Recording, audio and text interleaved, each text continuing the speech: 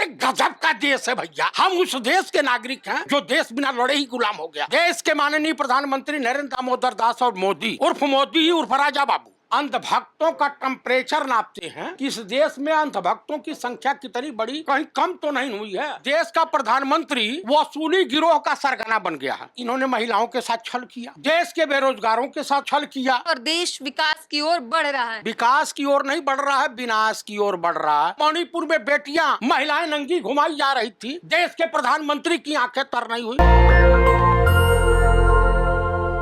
नमस्कार, मैं ब्यूटी गिरी और आप देख रहे हैं नेशनल दस्तक। देश में लोकसभा चुनाव है, अलग अलग संसदीय क्षेत्रों में जाकर वहां का माहौल जानने की लगातार कोशिश की जा रही है। और इस वक्त हमारे साथ मौजूद है जयप्रकाश चतुर्वेदी उर्फ बनारसी चचा। तो क्या कहेंगे, बनारस का क्या हाल है? देखिए, मुझे तरस आता है बनारस की विद्युत मंडली पर। बनारस को विद्युत नगरी के रूप में जाना जाता है, जहाँ पे शंकराचार्यों की नियुक्ति होती है शास्त्रार्थ के मार्ग पर। बाबा शिव की नगरी है और गंगा जमुनी तहजीब की जीती जागती मिसाल है।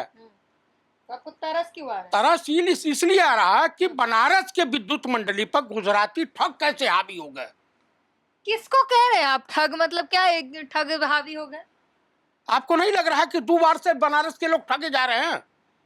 प्रधानमंत्री को आप ठग बता रहे हैं? अच्छा, मैं कौन सा गुनाह कर दिया भैया, तनी हमको यही बता दीजिए कि इन्होंने महिलाओं के साथ छल किया, देश के बेरोजगारों के साथ छल किया, देश की 80 करोड़ जनता को छलते हुए भिखारियों के लाइन में खड़ा कर दिया।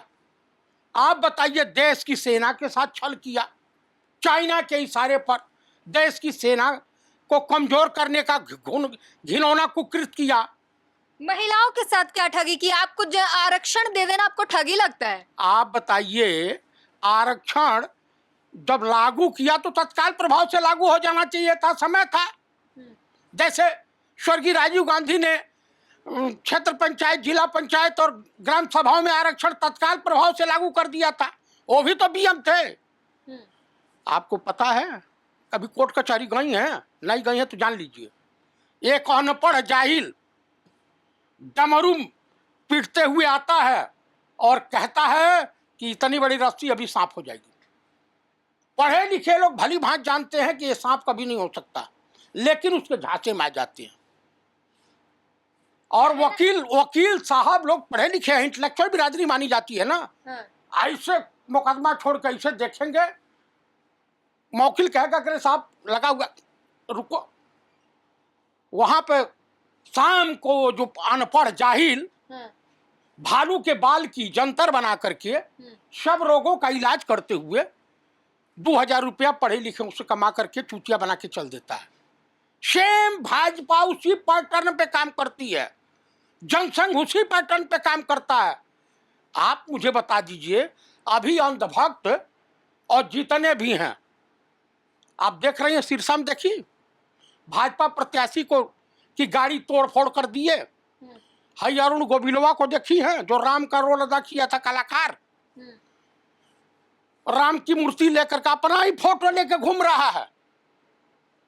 जो कलाकारी किया था, अपना ही फोटो की राम के नाम पर दे दीजिए। और उनके लोग घूमते हुए कह रहे हैं कि जो राम को लाए हैं हम उनको लाएंगे। राम को लाए हैं मतलब राम मंदिर बनवाए हैं, राम मंदिर का फैसला उनके राज्य में आया, मंदिर बनकर तैयार हो गया। आप लोग क्या चाहते हैं? वो कह रहे काम किया है तो गिनवाए भी ना। अच्छा, ये बता दीजिए, आप भी सनातन धर्म हिंदू बिरादरी से होंगी, हिंदू है ना कि इस्लाम धर्म से क्या करना है? नहीं, मैं पूछ रहा हूँ, आपके घर जब आधे अधूरे निर्मित मकान में गृह प्रवेश नहीं हो सकता, तो आधे अधूरे मंदिर में भगवान की प्राण प्रतिष्ठा कैसे हो सकती है? वो तो हो गई, अब हो नहीं गई। इसका भयावह परिणाम भुगतने को मिलेगा पूरे देश को। क्या परिणाम होगा? परिणाम ये होगा कि जलजला आएगा, बीजेपी का सत्यानाश भी नहीं हो रहा है। महिलाओं को आरक्षण मिला, गरीबों को खाना मिल रहा है और देश विकास की ओर बढ़ रहा है। विकास की ओर नहीं बढ़ रहा है, विनाश की ओर बढ़ रहा है। कभी तांगा चल बसंती चल, ये बसंती के इज्जत का सवाल है। स्वर्गीय श्रीमती इंदिरा गांधी के नक्शे कदम को नकल करने के लिए भी अकल की जरूरत होती है। हेलीकॉप्टर से जाके बाबू मथुरा में 5 साल बाद गेहूं काटने जा रही हैं। अरे भाई आओ हमारे वहां भी जा तो रही है। अरे कहीं नहीं जा रही है, ड्रामा कर रही हैं। आपने देखा कि भाजपाई कार्यकर्ता गरीब हिंदू के ऊपर घल मुंह तरा था मध्य प्रदेश में। मुंह तने के बाद वहां 160 सीटें बीजेपी को मिली। अगर हक देता गरीब हिंदुओं के ऊपर तो पूर्ण बहुमत मिल जाती, मानो 200 सीटें प्राप्त कर जाता। अरे गजब का देश है भैया। हम उस देश के नागरिक हैं जो देश बिना लड़े ही गुलाम हो गया। धर्म की अफीम, धर्म की चासनी में कुछ अंधभक्त जानते हैं। देश के माननीय प्रधानमंत्री नरेंद्र दामोदर दास और मोदी उर्फ राजा बाबू, ये अंधभक्तों का टेम्परेचर नापते हैं। इस देश में अंधभक्तों की संख्या कितनी बड़ी, कहीं कम तो नहीं हुई है। तो ताली बजाओ, थाली बजाओ, लाइट जलाओ। लेकिन मूर्ख जो है, अंधभक्त जो है, ये बेचारे हैं अभी बरकरार हैं। अरे मोदी जी लगातार लोगों से मिल रहे हैं, यूट्यूबर्स से मिल रहे हैं, खतावाचकों से मिलते हैं, गेमर्स से मिल रहे हैं और लगातार वो बढ़ावा दे रहे हैं। युवा शक्ति और जो तमाम लोग काम करते हैं उनको बढ़ावा दे रहे हैं।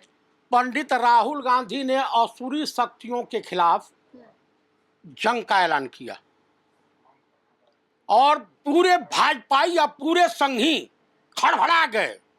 ये अपने आप को असुरी शक्ति समझने लगे। नफरत के बाजार में मोहब्बत की दुकान है। 5 न्याय यात्रा, न्याय पत्र इन्होंने मैनिफेस्टो में शामिल कर दिया। पूरी बीजेपी को मुस्लिम लीग दिखाई देने लगा।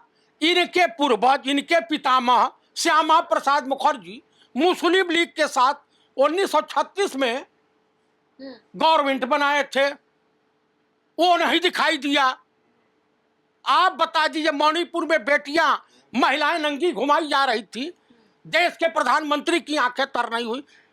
और जो इनके कथावाचक हैं, एक इनके गुरु अभी जेलवे में हैं, इनके साथ पौगा बेचते थे गुजरात में।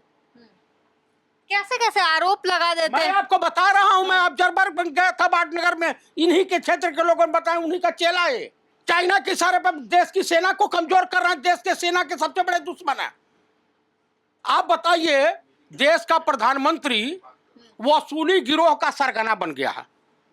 ईडी, संजय मिश्रा था ED director, CBI, NIA, income tax, ये रेड डालते थे।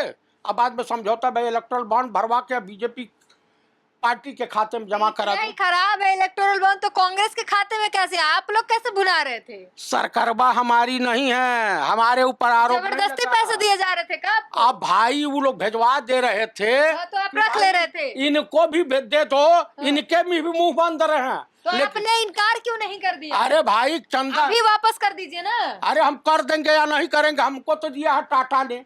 टाटा के वहाँ क्या कांग्रेस इनकम टैक्स की रेट बात ये जिस माध्यम से लिए हैं, भाई विजय माल्या ने हमको नहीं दिया है, मेहुल चौकसी ने नहीं दिया। अच्छा ये बताइए, भगवान राम को ही लाए हैं, बड़े बहादुर हैं।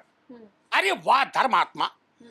तनी मेहुल चौकसी, विजय माल्या और तमाम जो भगोड़े हैं गुजरात के ठग पैसा लेकर, तीसरी बार आने दीजिए, सबको ले आएंगे। किसी को नहीं लाएंगे। अभी थोड़ी देर में ईडी घोषणा करेगी कि मेहुल चौकसी से 5 किलोमीटर दूरी पर ईडी है और उनको लाने वाली है इंडिया। बाद में पता चला फुस, चुनाव बाद फुस। ये भी एक जुमला था। महिलाओं का बड़ा सम्मान कर रहे हैं, दलितों में प्रिय हैं, दलितों का सम्मान कर रहे हैं। राम मंदिर के शिलान्यास में दलित राष्ट्रपति गायब, उद्घाटन में दलित महिला, आदिवासी महिला माननीय राष्ट्रपति महोदया श्रीमती द्रौपदी मुर्मू जी गायब।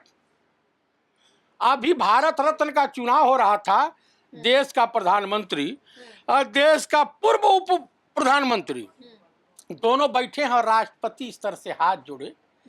राष्ट्र की प्रथम महिला राष्ट्राध्यक्ष जिन्हें कहा जाएगा, खड़ी है। बारे किन्नर देश के तलाश जान भी पाकिस्तान से आ रही हैं। विश्व की सबसे खूबसूरत किन्नर तलाश जान वो भी आ रही हैं। मतलब विश्व के, दुनिया के, हिंदुस्तान के जितने किन्नर हैं बनारस लोकसभा में दिखाई देंगे। तो क्या लगता है, क्या रिजल्ट होगा इस बार? वही रिजल्ट होगा। योगी जी को मालूम है जो गोरखपुर के मेयर चुनाव में आशा देवी बनाम बीजेपी हुआ था, 80% वोट अरे तो आशा अगर कुछ देवी को होगा मिला भी था। तो योगी जी लाइन में है ना, पीएम बन जाएंगे अगला प्रधानमंत्री योगी आदित्यनाथ। अरे मनोज कुछ बाकी है, कुछ ही काफी नाश ही कर चुके हैं, बाकी बचा कुछ और कर देंगे। वो नाश कर रहे हैं। उत्तर प्रदेश में राज्य राम स्थापित हो रहा है। उत्तर प्रदेश का मतलब जानती हैं? क्या है? जिस प्रदेश में परीक्षा होने से पहले रिजल्ट और परीक्षा प्रश्न पत्र में क्या है सवाल का उत्तर मिल जाए उसे उत्तर प्रदेश कहते हैं। यही पहचान है हमारे योगी जी की। हाँ, आप बता दीजिए। गुंडागर्दी वहाँ पे नहीं चल रही है, सारे जो गुंडे थे वो थर थर कांप रहे हैं। तो मेरे कहने का अभिप्राय ये है कि देख लीजिए, आप भी बताइए, तमाम जगह भी अरुण गोविल को जनता भगा रही है, बीजेपी के एमपी हैं। हरियाणा सिरसा से भगा रही है बीजेपी के लोग। यहाँ कैप्टन अमरिंदर सिंह की पत्नी पटियाला से लड़ रही हैं, उनको गांव में लोग घुसने नहीं दे रहे। यानी बीजेपी या बीजेपी के सहयोगी जितने भी एनडीए गठबंधन के हैं, जनता कुकुर की तरह से गांव में घुसने नहीं दे रही है। पूरा जो हिंदू राष्ट्र में पूरा विश्व को मिलाकर हिंदू राष्ट्र बनेगा। आप गजब है, गजब का इन सबों का तर्क है। प्रधानमंत्री ने कहा है कि 47 तक विकसित राष्ट्र बना देंगे, तीसरे टर्म में फिर लाइए, देश में जो भी कमियां रह गई है वो सब कुछ पूर्ति कर देंगे। मानो जो देश में जो कुछ बचा है उसका सत्यानाश करेंगे। आज 5 शर्ट विकास करेंगे। अरे सुनते जाइए, आज 5 शर्ट पहन के हम लोग घूम रहे हैं तो कच्चे में आ जाएंगे। और 2047 तक की बताइए रहेंगे राजा है, अमर होके आए हैं का? अभी शुद्ध इनका जो है दिमाग काम नहीं कर रहा है। इनके तमाम प्रत्याशी पता नहीं कौन से ब्रांड का गांजा पी लेते हैं सब, आप कहते हैं 4000 पार। और देशवासियों से कहूंगा कि पंडित राहुल गांधी की जो 5 न्याय पत्र हैं इस पे विश्वास कीजिए। कांग्रेस जो कहती है उसको गहती है, और कांग्रेस इंडिया गठबंधन की सरकार बनवाइए और इस देश में नफरत के बाजार में मोहब्बत की दुकान खोलिए। आप लोग भागीदार बनिए, देश सुख शांति के रास्ते पर और विकास के रास्ते पर दौड़ सके। तो आपने सुना, इन्होंने तमाम सवालों के जवाब दिए। और सबसे बड़ा सवाल यह है कि बनारस में मोदी जी के कंस्टिट्यूएंसी में प्रधानमंत्री नरेंद्र मोदी के सांसदीय क्षेत्र में अब किन्नर समाज मतलब किन्नर बनाम मोदी की लड़ाई चल रही है। और जनता किसके साथ खड़ी होगी आने वाले समय में पता चलेगा। मोदी जी के लिए लड़ना ये बहुत मुश्किल होगा किन्नर समाज के साथ, उनके खिलाफ। जब किन्नर समाज मोदी के खिलाफ खड़ा हुआ है तो मोदी के लिए लड़ाई कितनी मुश्किल होगी ये आने वाले समय में आपको देखने को मिलेगा। और रिजल्ट क्या होगा वो 4 जून को पता चल जाएगा। पूरी बातचीत पर अपनी प्रतिक्रिया जरूर दीजिए। कैमरामैन आशीष के साथ ब्यूटी गिरी, नेशनल दस्तक।